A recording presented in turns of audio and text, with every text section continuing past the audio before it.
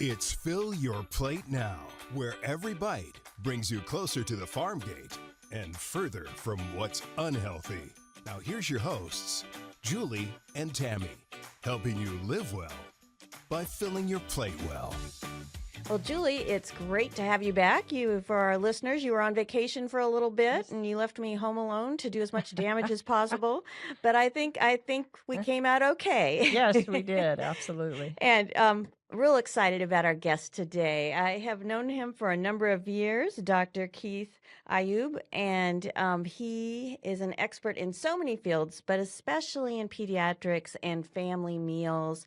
And I mean, we talk about our families a lot and how important family meals are and teaching healthy habits when kids are growing up. So I think this is going to be a great session. It's going to be all in the family.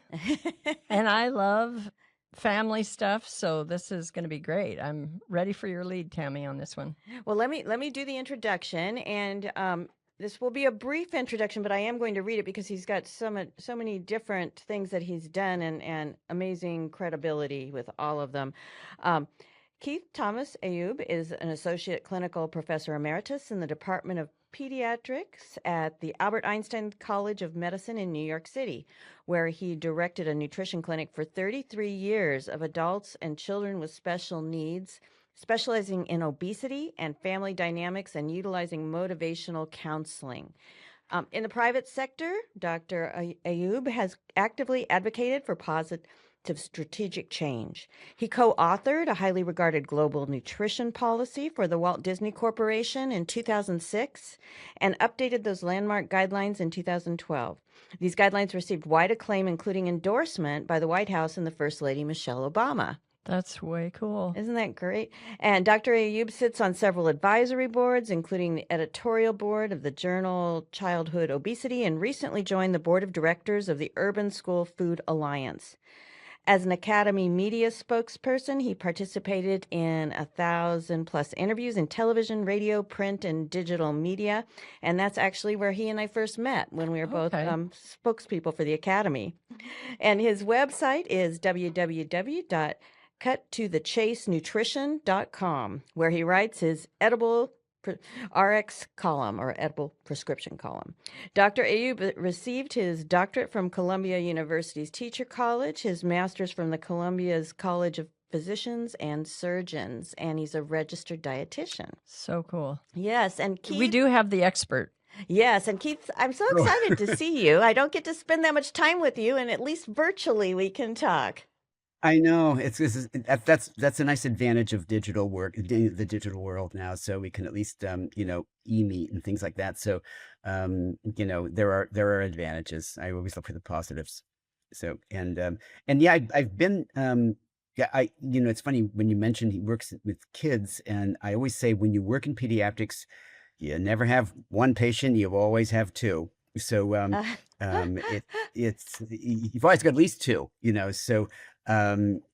It's interesting because you have the child who you're working on, and then you have the person who is caring for the child who you're working really with.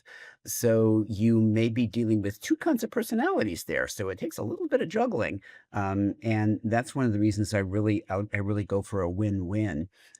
Something that I know will benefit the child, but also something that the parent will find, or the caregiver will find useful, because I want them to keep coming back. And the more I see them, the more often I see them, the greater the likelihood that we'll actually get improvement over time. That's so cool. Yeah, that's so important. And I know that's such a teachable moment, when kids are growing up and what they're learning, and having the parents learn too. I mean, if you had to summarize it briefly, what would you say is the most important thing when feeding families for them to remember? Wow, I think there's so many. I think I probably choose three things. First of all, if you want your kids to eat a healthy, balanced diet, you're going to have to think about your own diet as well, because you can't expect your kids to eat better than you do. And so that's one thing. And then secondly, you're responsible for presenting your children with a healthy balanced meal that is, obviously developmentally appropriate for them, they're responsible for saying they will eat it or they won't. And I would say respect that decision, but don't necessarily have to change anything you do. And thirdly, family meals. They're just there's I can't say enough about them. Um, they're so important, and they when we look back on many of our um, favorite childhood memories, they often revolve around holiday meals or things around the table that happen. So those are ways to build not just good healthy habits for eating, but good socialization skills, um, good bonding between parents and kids, and it should be a positive time. You don't want to have a lot of fights about everything at the dinner table. So keep that kind of peaceful and sort of and consistent. A consistent mealtime is also really important for kids. So, on that point, then, and you kind of alluded to a lot of that, the positivity of mealtime. Talk a little bit more, dive a little bit deeper then on the importance of the family mealtime for our listeners, especially moms that want to make that the right environment and want to make mealtime special. And that's I'm glad you brought that up because yeah, because there's so much so much good research on the benefits of family meals. I mean the health benefits of family meals, but also the socialization and the behavioral aspects of family meals. Kids who, for example, are engaged in family meals and families that have family meal times regularly are more likely to have healthier kids, but they're also more likely to have happier kids. There are fewer, instances of things like teen suicides and all kinds of dysfunctional behaviors among kids, among teens who have engaged in regular family meals. And so there's more to it than just good nutrition. They seem to have fewer sick days from school. Benefit to parents, you don't have to stay home with sick kids. So those are kinds of win-wins that family meals can help produce. Plus, family meals and meals prepared at home, even if they used some convenience foods, tend to be healthier. They tend to be higher in fruits and vegetables, higher in whole grains, lower in overall fat and salt and sugar. So they tend to be healthier overall. So moms, dads, caregivers, whoever's doing the family meal, you do it better. Wow. I I remember seeing I think it was a PSA on television saying, if you want to find out what your kids are doing, get them around the dinner table once a week for a family meal. I thought, oh boy, once a week? That seems a little bit sparse. I'd say try several times a week or as often as possible. And it doesn't have to be necessarily dinner. When I grew up, we even had family breakfast. And it wasn't for a long time. It Ah, was for, 10 minutes, but it was a consistent thing that you do. Think about how people habituate in the morning. I always use the example of people who may not want to have the same dinner 2 nights in a row, but they'll have the same breakfast for 30 years. So it just mornings are a time for habit building. And so when you want to build a good habit, think about trying something like that in the morning. And it means getting up 10 minutes earlier. That's all. It's not it doesn't take a lot. My mom used to actually get the breakfast table set the night before. And if it was something like cereal and milk, she'd pour the cereal. She'd put some plastic over it. She'd set out the spoons and everything else so that she says it saves me a few minutes in the morning. And then all she had to do was cut up a banana or something for the and it was easy to do. Um, so having breakfast at home or breakfast at school, but one or the other. If you don't have time, you want to have your kids have breakfast at school, and that's an option for them. By all means, feel free to do so. That's cool. So I think a consistent meal time, at least once a day, is a breakfast or dinner, is whenever possible. That there's no downside to it. So, Tammy, I also think based on the doctor's recommendation, his prescription, our kids probably need to have their cell phones put it somewhere else and not on the dinner table. Absolutely. I totally agree to that. No cell phones. Oh, Julie and Tammy both. I'm death on that. To me, technology, there's plenty of room for it. Take a break from it. So don't think of it Yes. as sort of a punishment, but think of it as a release. Okay. This is a time when it's okay to disconnect. And I don't even want them on the table. Just put them over there somewhere, leave them in your rooms, whatever. But this is and let's just talk. So and everybody's got something to say. So, and everybody has a chance to contribute.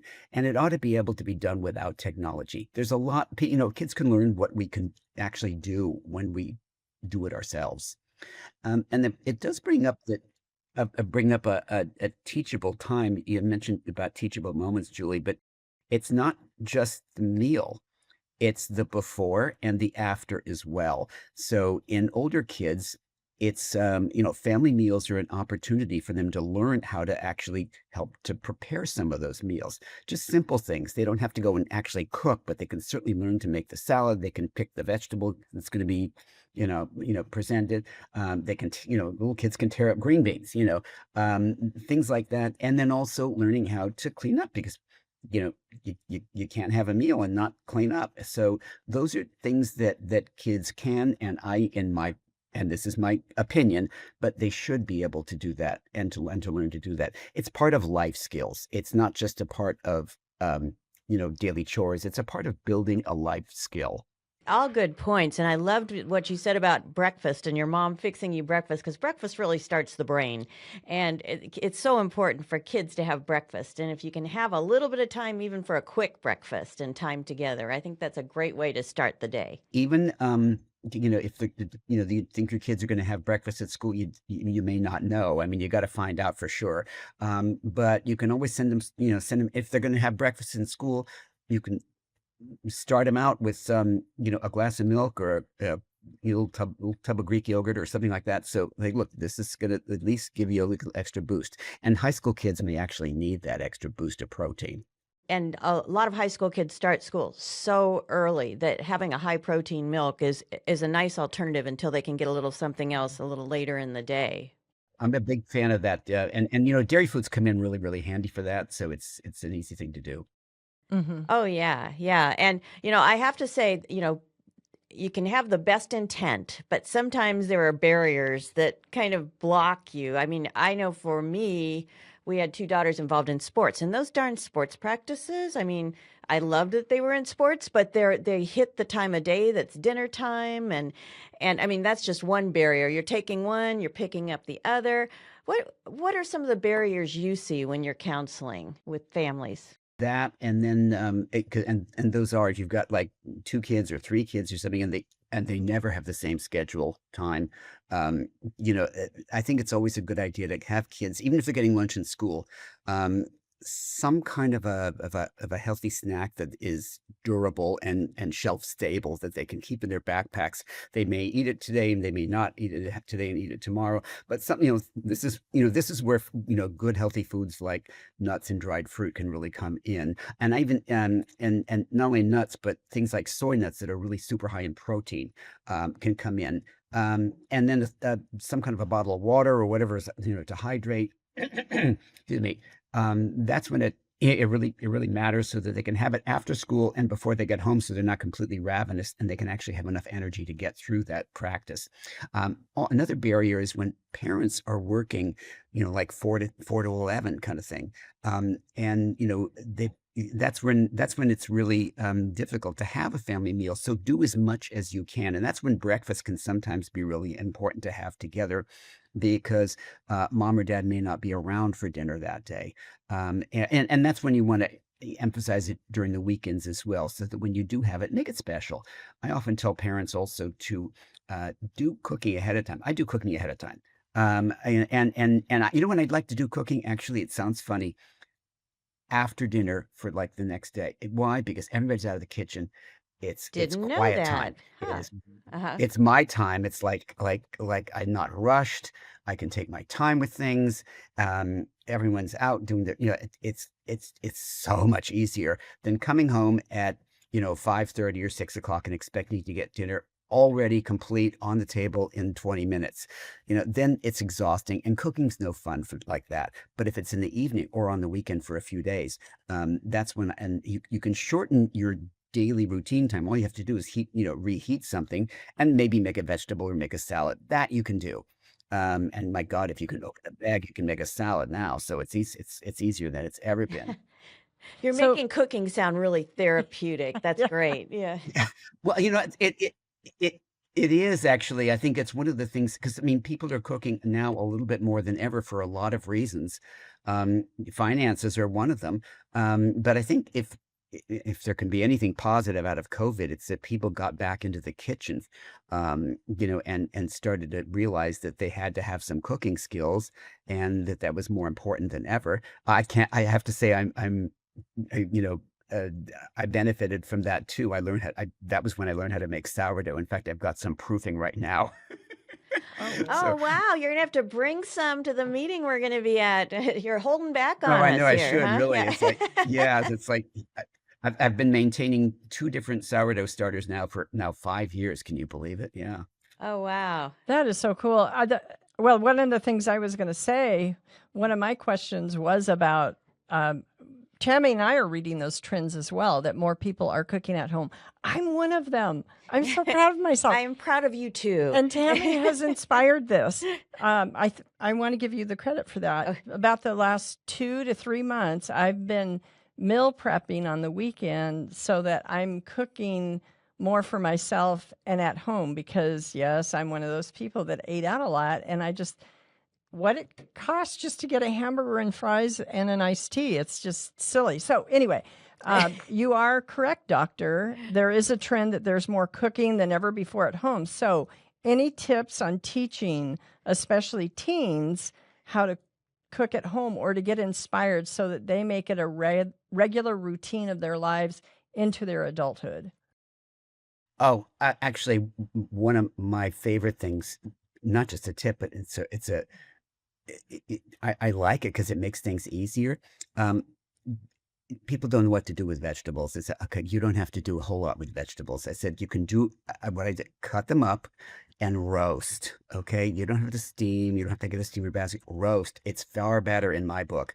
And what I love about it is that you can see lots of videos about how to brush the vegetables with olive oil. It's great if you want to do that. But I go the easy route.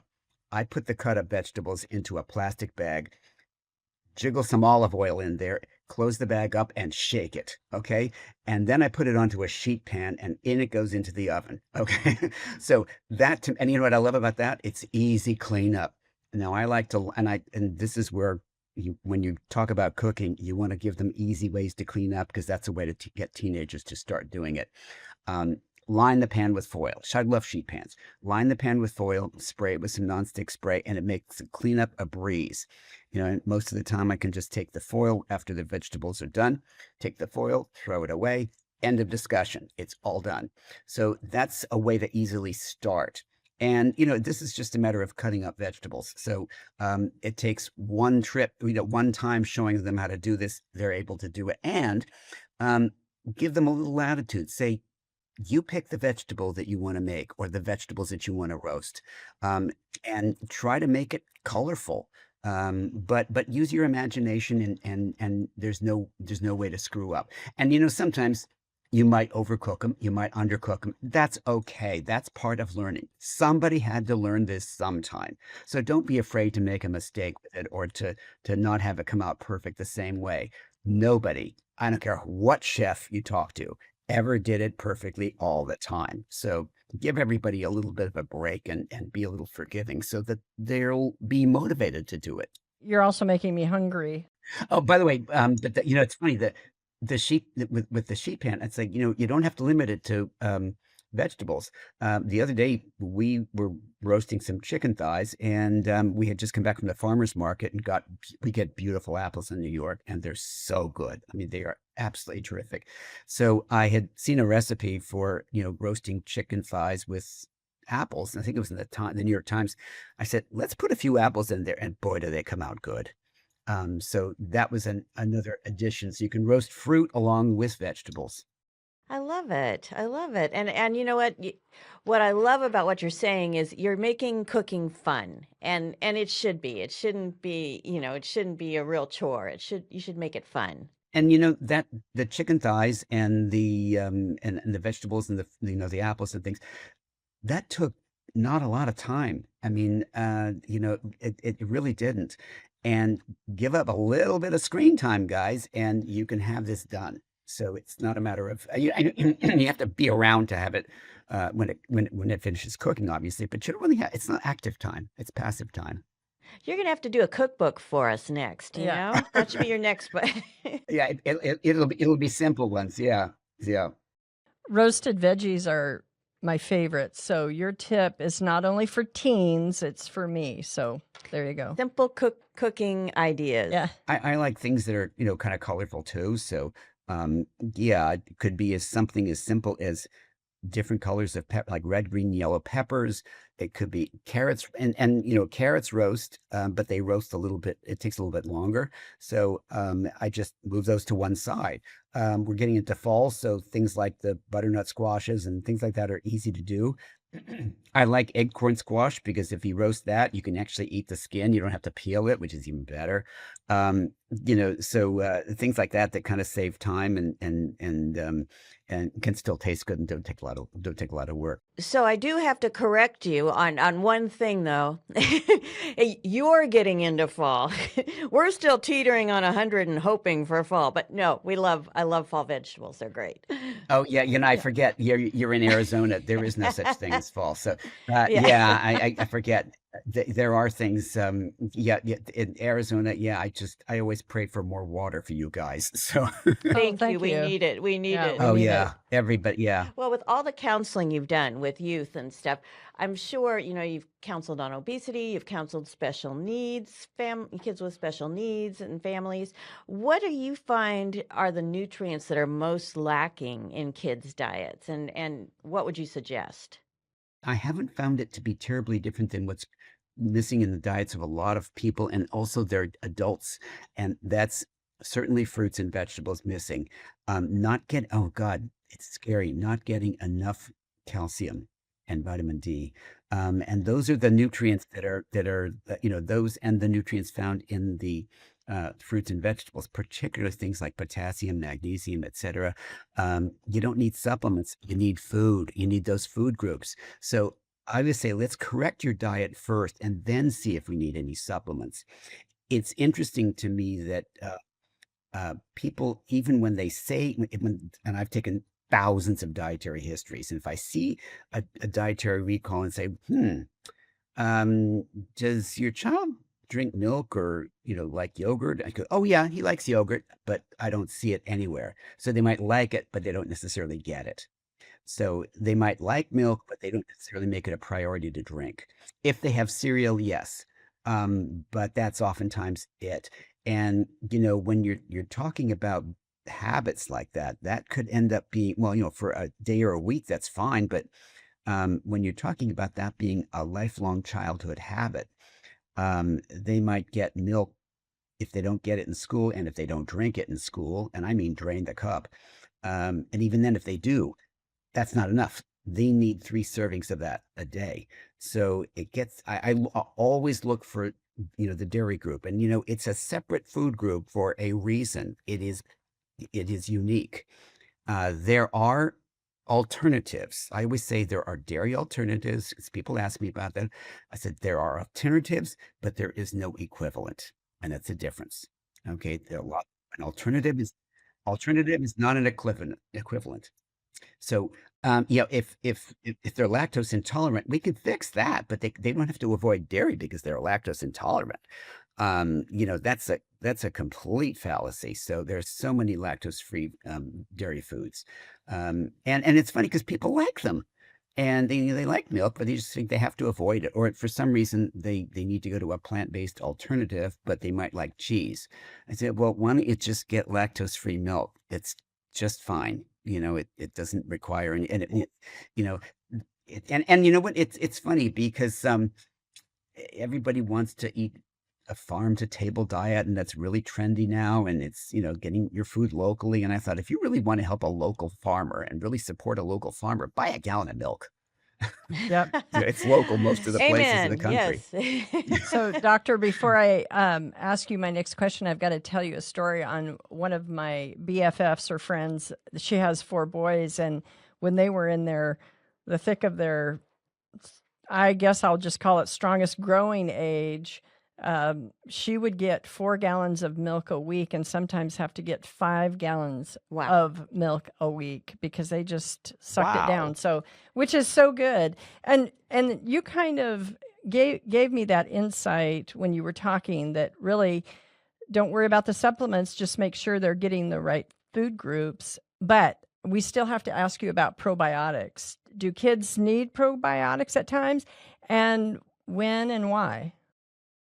And well, most kids shouldn't need a probiotic. What they should need is more fruits and vegetables and more beans. We didn't touch on beans, but that's another underappreciated food group that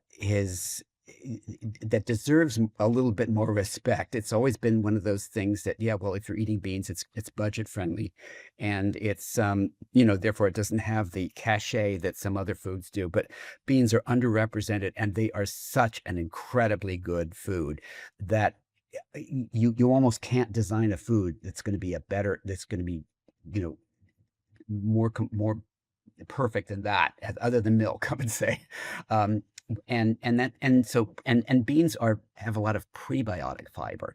What's prebiotic just means that it's got ingredients that are going to help sort of fertilize the good bacteria and help promote the growth of good bacteria. So most kids shouldn't need probiotics except under special circumstances. For example, if they've had some long-term antibiotic therapy or something like that. But I wouldn't start a probiotic unless you talk to their doctor first, always.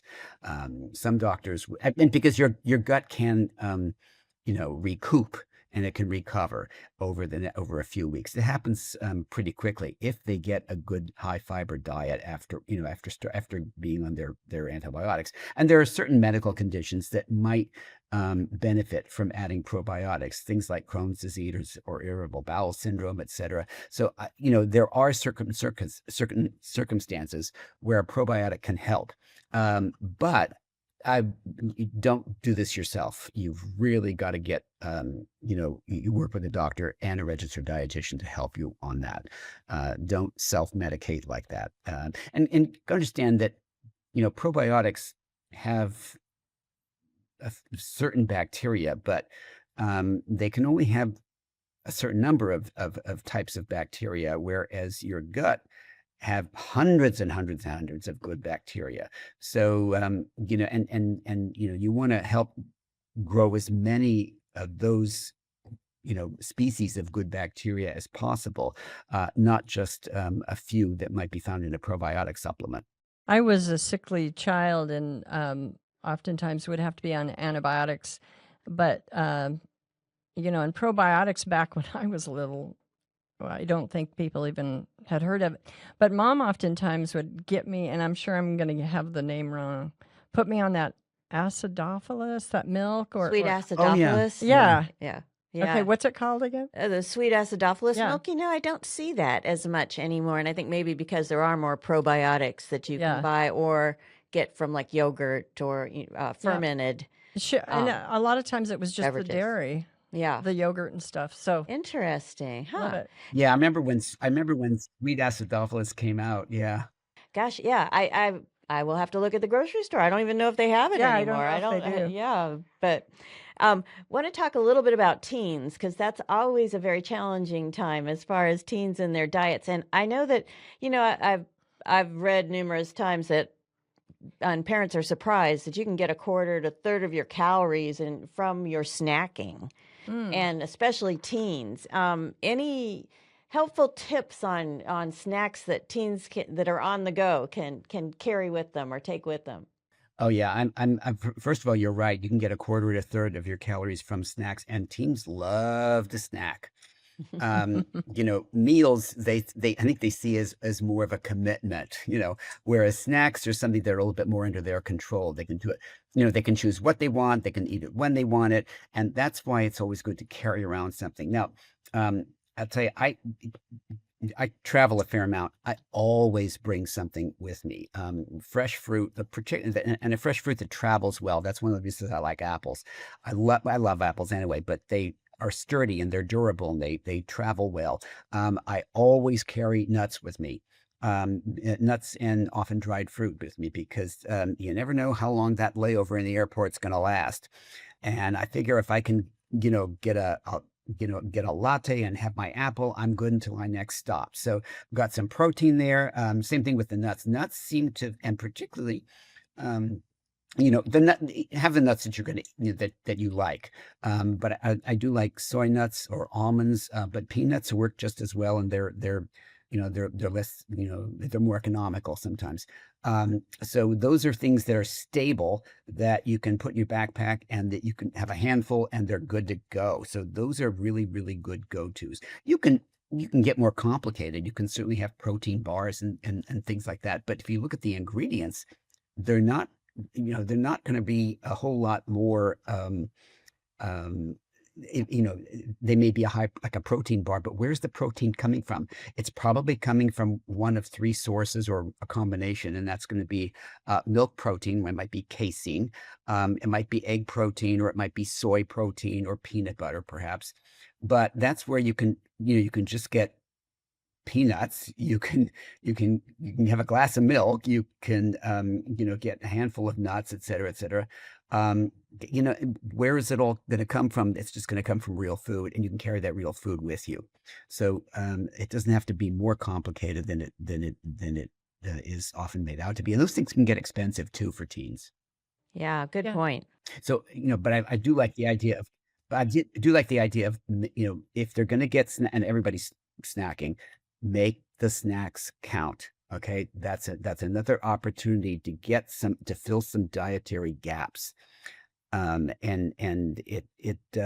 so that teens, particularly teen boys, seem to eat protein. They've got protein on the mind.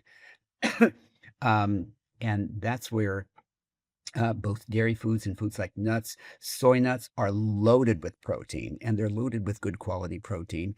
And it doesn't have to be, a lot of times guys don't want to eat tofu or something like that. And that takes a little bit more effort, and it takes, you've got to go somewhere and buy it. Whereas soy nuts, you can throw in your backpack like peanuts or any other kind of nuts, and they're loaded with protein. I actually love soy nuts. I'm glad you keep mentioning that. But let's pivot. What if their child has developed some bad habits of snacking on snacks that are not healthy for you? What counsel do you give parents, doctor, when they have to try to have their teens move away from that? You know what? There's a certain amount that you're not going to be able to control. Um, but that's where building good habits early on create a desire for healthier food. So if they really have, say, like healthy foods that they really like to snack on, and if that's what they've been doing their whole lives, when they get out on their own, they're at least a little more likely to be comfortable choosing a healthier snack, and having them at home as well, so that it's easy for them to put it in their to pack it up in a bag and put it in their backpack. If it's easy enough if you have them at home, it just gives them one thing less to do, and they don't have to go out and buy it on their own. Using their own money, well, yeah, but I can get the same thing at home and save that money. That makes sense to a teenager who's on a budget. So things like that at least load the odds in your favor are going to be a definite plus. Now, we've all been teenagers. I experimented with I never got junk food at home, but I tried to get junk food when I was, once in a while I'd have junk food, and I thought, oh God, this is the best. This was great. Eventually, the pendulum swung back, and I said, okay, enough of this. It doesn't really taste that good anyway. So, and it that's exactly what happened. I mean, the pendulum swung back. I do snack, but my favorite snack, honestly, I keep coming back to it. Fruit and Greek yogurt, that's my go-to. It's like I can always get by with that. Different fruit, different Greek yogurt, whatever, but I can do that. And I do like my, nuts. Oh, and then of course, my hot chocolate as well. Oh, I think that's a great tip though for parents because, sometimes I've seen that as well. If you teach kids healthy habits, they may swing away from it when they're teenagers or young adults, but then they go back to what they know and back to those healthy habits. I think that's a really good point. And also, you mentioned then they don't have to spend their own money. Well, exactly. It's like, look, if these are healthy snacks and the house is loaded with that, and the house doesn't have a lot of junk food, that's the other thing. You've got to make an environment at home where it's possible for them to eat well, and having those healthy snacks, and growing up with that and seeing parents eat those kinds of healthy snacks as well, it just gives them another reason to do it, and it makes it makes it sort of just what we do. It's part of their lifestyle growing up. So they may experiment as they get older, but if that's the limit of their experimentation, God bless them. So, um, Go for it. Yes. yeah, the pendulum can swing back, and even when they're out, say at a coffee bar, it's just as easy to instead of getting a lot of those really really sweet, super high calorie drinks that frankly are, apart from everything else, expensive, and they can get to be 600 and 700 calories Oh, without a yeah. lot of nutrition in there. I say, look, you know what? Go for a big latte. Okay, it's going to be loaded with milk. That's a portable bone builder, for crying out loud. That's a good high protein drink. um and so to me, that's a go-to. And then if you want to have a snack with it, at least you've got some good protein and you're filling a dietary gap that most teenagers have. And that's that calcium, vitamin D gap. I'm sure you see the same thing where you're living that if you go by a coffee drive-through place, it's like a mile long of teenagers in cars waiting to get their coffee drinks. It's popular right Yeah. now. Good. So, but I wanted to also, we've touched a little bit on economy. Oh, no, well, that's, I always tell them, look, if you want to make, if teenagers, they can make their own latte at home. All they have to do is make coffee and pour a lot of hot milk in there. It's a whole lot cheaper than going to a coffee bar. So Yep. Yeah, think of how much money they'd be saving. Yeah. it's really expensive. It is. It is. And it's getting more expensive. I just wanted to touch on the economy a little bit. We kind of are talking around it a bit, but I know for parents, that are trying to feed a family, their food budget is squeezed a little bit more these days. Any tips for them on having healthy meals and saving money? Yeah, that's something the population that our clinic serves is, I would say, between 70 and 80% on Medicaid, and many of them are getting SNAP funds or so that's been as long as I've worked there. So giving nutrition advice has to be affordable for people. I have to always keep budgets in mind, and that's where I like to see a little bit more respect for the use of foods like beans, in whatever capacity people want to use them in, because a lot, and actually a lot of my patients who are Hispanic, and they don't buy dry beans in small packages. They buy 10-pound bags of red beans. Mm-hmm. So they're used Wow. to having beans. What I have to tell them is say, look, if you're going to have rice and beans, I want an equal amount of beans with that rice. So you have 1 scoop of rice and I want 1 scoop of beans. So they've got to go hand in hand. They're equal amounts. Those beans are not just dress up. And it's not just the gravy you want to put on the beans. You want to have those kids eating those beans. For families who who are not used to cooking dry beans, which, by the way, other than a little prep, don't take a lot of work. You just have to be around. But if people are working from home, it's easy to do anyway. But if they'd like to kind of get introduced to beans, pick a bean that you like. They're all good. You're never going to make a bad decision there. And then people say, well, how do I use them? First of all, just remove the lid. Okay. You're halfway there. Um, Yeah. and, And then whatever else you're eating, if you're making ramen noodles, for gosh sake, you can add the beans to the ramen noodles. If you are making soup or just augmenting a can of soup, add some more beans. Always, instead of just opening a can of soup and having it, doctor it up a little bit. And that's where in fact, my mom, we were on a budget too. And sometimes breakfast was soup, and she would use leftovers from dinner the night before if there wasn't enough for a full meal for the family. And, she'd add whatever little bits of meatloaf there were left or chicken or something like that. And that went in there. Same thing with beans. And that would be added to the soup to make it more hearty. But it can also be added to any salad. And that includes things like egg salad or chicken salad or tuna or whatever. You could add some kidney beans to it, add it to a green salad. So those kinds of dishes, pastas, as well. So any pasta dish, whether it's a marinara sauce, just add beans. I did this actually to company when they came over. They didn't blink an eye. They loved it. It actually worked really, really well. And to kids who are finicky eaters, for kids who are finicky eaters, I said, you can mash them up. Like for small, I deal with a lot of kids, say, on the spectrum, and they notice things that are very, very minor changes in their diets. I think in those situations, they might like rice. I said, okay, let's take a white bean, especially like a very soft white bean, canned white bean, and mash up a little bit at a time. And then as they get more and more tolerant to that, build it up a little bit so that you can add a few more beans into their diet. But so beans are one of the ways to really stretch a budget, and also cut back on the size of the portions of meat that you might serve. So then, people say, well, a 3 or 4 ounce portion of meat doesn't sound like a lot. First of all, that doesn't mean that the plate has to be empty.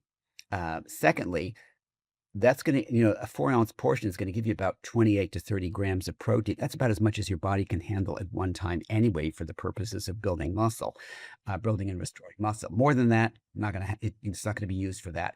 So that's all you really need. And then balance it out by adding some more bean dishes. Beans can be also stir fry. One of the things I do with beans is I love garbanzo beans. I just, put a little bit of oil in the pan, throw a can of garbanzo beans in there with some cumin and some garlic powder and some or chili powder. You can have, they take spices very, very well. Heat them up and just till they're heated through. They're already cooked. It's a can of garbanzo beans, and that becomes a side dish for us. So when we want to, and it's a good high protein side dish. So it mixes in. I've mixed it into leftover rice from when we get Chinese food. So it works out really, really well, and it's inexpensive. So I always keep cans of beans in the pantry. Great idea. Every family has their version of goulash, and ours was Murphy Special. And one of the core ingredients was a can of beans. So, Doctor, you're giving us the right prescription on all this. And another thing is, another budget extender. Fortunately, they're a little bit more economical now than they were about a year and a half ago. But eggs and leftovers of whatever kind. If my mom needed to use up leftovers, we did not waste a lot of food. Even if it was just a little bit of leftover, a tiny bit of leftover chicken or something like that. We had vegetables, spinach, whatever. You crack eggs over it. put it in a pan and crack some eggs over it, and that became and you couldn't wreck it because the whole idea was to scramble the eggs anyway. So it was a very fast way to cook it because the leftovers were already cooked. All we needed to do was cook the eggs with it. That and the salad, that was dinner, and it was filling. So that, and this is where also some of my my sourdough sometimes gets used instead of a rice. If I toast a sourdough, it works really, really well. And as a Can I come over for dinner? Replacement for yeah. And this is where also, it's funny, Julie, where if you want to get kids eating a few more vegetables, sprinkle a little bit of grated cheese on them. and particularly grated like Parmesan or some dry, very dry aged cheese, and it just amps up the umami flavor on them, and they seem to really like this. I've done this with other with kids in my clinic, and parents say they would not have believed the difference. But the flavor component, it cuts sometimes the bitterness that are associated with some vegetables with kids who are sort of like those super tasters, who are very sensitive to more bitter greens and things like that. But a little bit of grated cheese can go a long way there. A little grated, and I love cheese on just about everything. I know. So this question is a kind of current event question. The matcha. I made the matcha up. Okay. I'm not sure if it's called matcha, but make America's children healthy again. I call it matcha. Oh, I love that. Okay. Oh boy. We're all hearing about, we're hearing about making America healthy again and making America's children healthy again. What are you seeing as the good and the challenging things or the bad things coming out of the current recommendations on MAHA? In terms of making them healthier again, I'm happy to see more attention on making kids healthier again. Some of the but it's got to be science based, and so much of what I see is not science based; it's philosophy based. And I'm professionally bound. Tammy and I are both registered dietitians. We have to adhere to a professional code of ethics, and that means giving recommendations that are based on credible evidence, not cherry-picked evidence, but credible evidence. And some of what I see coming out is not necessarily based on credible evidence. I won't get into, the vaccine issue is a medical issue. I'm not a medical doctor, but I will tell you that the doctors, the pediatricians that I work with are beside themselves with some of the rescinded recommendations on vaccines. That's a different story, different person to probably comment on that.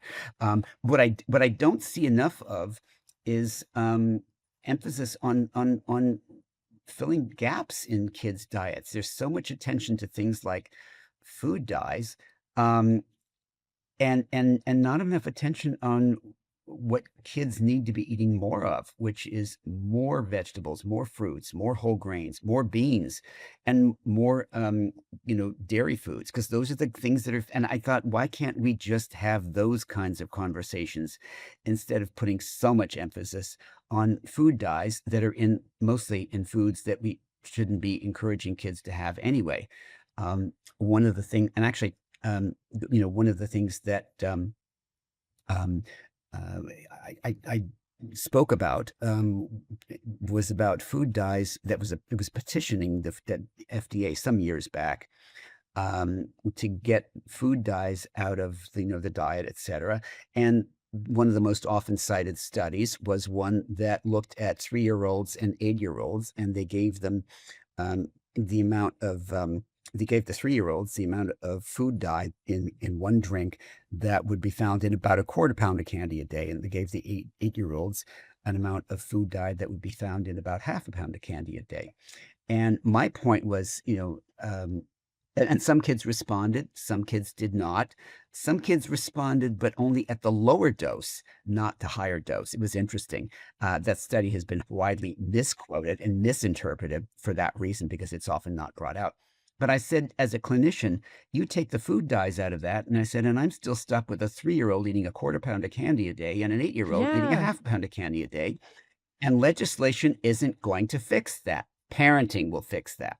So I'd leave this to some of the parents, as if you don't want the food dyes, don't buy those foods with them, period. And that can be stopped immediately. I love that. I love what you're saying. And even breakfast, people say, oh, breakfast cereals. There are plenty of kid-friendly breakfast cereals that don't have any food dyes in them. So this is easily avoided. And you'd avoid about, and most of the foods that contain the food dyes to any significant degree are in foods with a lot of empty calories. So let's not have our kids have those in the house. So, let's just not bring them in. And then we don't have to worry about it. And then we can concentrate on giving our kids much. I did recently testify in Congress, but one is on it was not in Congress, it was in the Senate Committee on Agriculture and Nutrition on allowing at least full fat milk back into schools, because there's a lot more science about this, and it's not tied to increases in heart disease or obesity or anything like that. So I was very much in favor of it when I looked at the more I looked at the science, and the more I looked at how the science is building and built up over the last 10 years or so. There doesn't seem to be a real reason to not allow full fat milk. I'm not sure it's going to be an easy thing to do anyway, because it's a little more expensive for very, very tight school budgets. But it's an option for school budgets, for schools districts that want to include it. So that's an act that did get passed. So we'll see, and it just gives kids another choice. I think kids ought to have the milk that they'll drink. But I want them to not only take the milk onto their tray, I want them to drink and drain that whole carton. When kids don't get the milk they want, they tend to, people say, well, they'll just adapt to what's there. They learn to adapt, but not in the way that we want. They learn to adapt by holding off for until about 2 hours later when they get out of school, go down to the corner and buy some 24-ounce bottle of orange swill that has nothing but total sugar and far more sugar than they'd ever get by getting any kind of flavored milk in school. So we have to be realistic. I have to think about kids and what they're getting over the course of 24 hours, not just by when they're in school. That's great. Yeah, I great am point. so glad that you said what you said, because I was being hyper focused on those dyes in the back of my mind, and you just confirmed it for me, doctor. In the back of my mind, I was thinking, well, aren't a lot of those dyes in foods that we shouldn't be eating anyway? And then to your biggest insight, these gaps that you see probably every day in the clinic, they're not getting enough of their dairy. They're not getting enough of their whole grains, or not getting those beans. So that was very insightful. Thank you so much. And the other point too, I think, is that I love that you said, is that basing things on sound science and research. And I think it's important. There's so much misinformation out there on the internet and on various sites that, going to credible sources like university research centers or Mayo clinics and looking at the sound science behind some of the things that are said. Thank you. Yeah, that's great. And going to eatright.org, our own organization, and looking at evidence-based, and we have consumer tips there that consumers can get to themselves. So eatright.org is another organization, another website that people can go to, and it should be based on credible sound science. And too much of what I'm seeing coming out of the matcha movement has got a hint, but not the whole story, and it's too philosophy based. And have your philosophy, but I would never talk about nutrition philosophy without telling you first it's my personal philosophy, and I always want to give the evidence, what the scientific evidence says first. Good. Very well said. And, talking about popular topics, the other thing we're hearing so much about is ultra high processed foods. And I know they're still struggling with one definition of that, but do you see any kind of association between foods that are more processed and behavior or deficiencies in kids? Well, I'm going to hold off, and we're still finding out. There's no formal definition. My problem with the ultra processed foods, or UPFs as we call them, is that not only is there not any one universal definition, but there can be processed foods that are really, really healthy for you. Now, a can of beans can become an ultra processed food if it has something like calcium chloride added to it to help it last longer on the shelf. It's perfectly natural. There's nothing wrong. It's just an ingredient that you're not going to necessarily find in a home kitchen. So they call that an ultra processed food. And that's wrong. So much of the ultra processed classification is based on, there are many systems out there to classify foods, processed foods, but the one that's most cited often is the Nova system that was developed by researchers down in Brazil. And what people don't understand is that's an ingredient profiling system, not a nutrition profiling system. And when they try, and that's what it is. It's basing their index on ingredients, not nutrition. So to try to overlay that onto nutrition and apply it to nutrition is a complete misuse of that kind of an index. It's not designed to pick up nutrition. And there was a great study done by Julie Hess who's at USDA, and a number of colleagues, one of whom is Joanne Slavin, who I know you know, Tammy, as well, where they did a sort of proof of concept diet where they designed a nutritionally adequate diet based on foundational foods that included, I think it was something like 90% ultra processed foods, and compared it with the typical, diet a typical diet that reflected the healthy eating index score of the average American, which is about, on a scale of 1 to 100, it's about 58 or 59. And they said, where does our diet that's full of these ultra processed foods fall? And it fell much higher. Their score was about, I think it was 86. And it didn't score 100 because it was a little bit higher in sodium and it was a little bit lower in, I think, magnesium. But otherwise, it was way better than the average, diet. So it was interesting to do. And they used things like canned beans that like the canned beans, irrespective of whether they had the calcium chloride added. They had, Greek yogurt that might have had potassium sorbate added to extend the shelf life so it didn't spoil so quickly. Again, potassium sorbate's perfectly fine. It's found naturally. It's just not found in kitchens. And they use things like ultra filtered milk or shelf stable milk and high like, if I can mention a brand name, it's like Fairlife or something like that, that has a higher protein content, but is a processed food. So they use those kinds of foods and they use them wisely. So it's not necessarily a matter of is it an ultra processed food or not? It's which ones you choose. So, Very and it practical. also, if I understood that, so I'm kind of rephrasing this for the layman here that I am. In other words, we need to kind of focus on the ingredients more, or I mean, the nutrition value of what is in that can, as an example, versus the ingredients, because a lot of the time the ingredients added for maybe, like you said, extending shelf life, it's natural. It's in the natural world. It's just been added to extend the shelf life. We need to look at the nutrition level. The whole Okay. nutrition package. The whole I think. nutrition Yeah. package. Right. Okay, good. I love that. I'm learning so much today. Oh, that's good. No, and Julie, the reason that those are, well, why do they have to have those kinds of preservatives? I said, well, in a home kitchen, you're cooking for people who are going to be living in the home. You're not cooking for people who are going to be receiving this food 2 states away. But I don't know how I don't know how you feed a country of 330 million people if you don't have scaled up food production. It just can't happen. When people say everything should be, cooked, prepared locally, great. Not always possible for everybody. And remember, in every time zone, we might have 100 million people. They all want to eat every day, and they all want to eat 3 times a day. That takes some significant food production.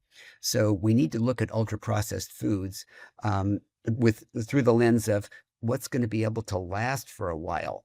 Because it can't just be consumed fresh all the time. It's not realistic. Wow. Yeah, we have covered a lot of territory, and I think we're running out of time. And I just want to say we really appreciate you have covered so much information. It's been great. You've given us some great tips, and just to close, are there 3 main things you'd like our listeners to take away from all of this? Oh, actually, yes. First of all, I've always loved working with families. Parents, be a good role model. And see eating better, see getting your kids eating better, see it as a project that you can take on as a family. So we don't have to do this. And the other thing, the next tip is that you don't have to you change the diet today all the time, all immediately.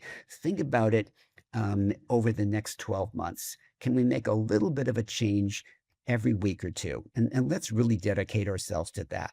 Secondly, eat family meals, eat them together. You parents and caregivers, you have a lot to contribute to your kids beyond just what's on the table, but as also what's on the table. Third, get your kids involved in food production. They're much more likely to eat what they help prepare. And you're also giving them a life skill. And, it's a chance for you to also talk to your kids. You don't necessarily have to look at them face to face when they're chopping vegetables with you and say, look, tell me what's going on with your day. I want to find out. It's easier to do that sometimes when you're just working side by side and you're also building a lot of memories. Kids remember that. It's much more important to do that than to just give them whatever they want to eat. Okay, you're really building a lot more bonding there than is just present by the food that you're preparing or the nutrition you're giving them. So I hope that is a little bit of what I can give parents to take away.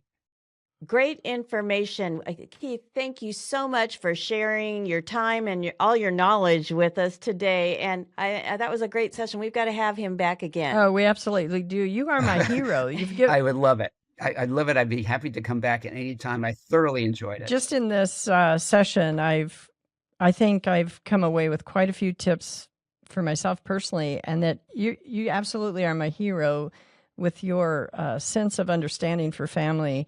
It's very inspiring. So thank you so much. Thank you. And it's okay to have a treat sometimes now and then too. It's Yeah. that's part of life too. It's not about all or none. It's about how much and how often. Mm. And I think that is a great close. You summarized it well there. Thanks, Keith. We really appreciate it, and we'll talk again soon. Thank you. Thank you very much to both of you. I appreciate it.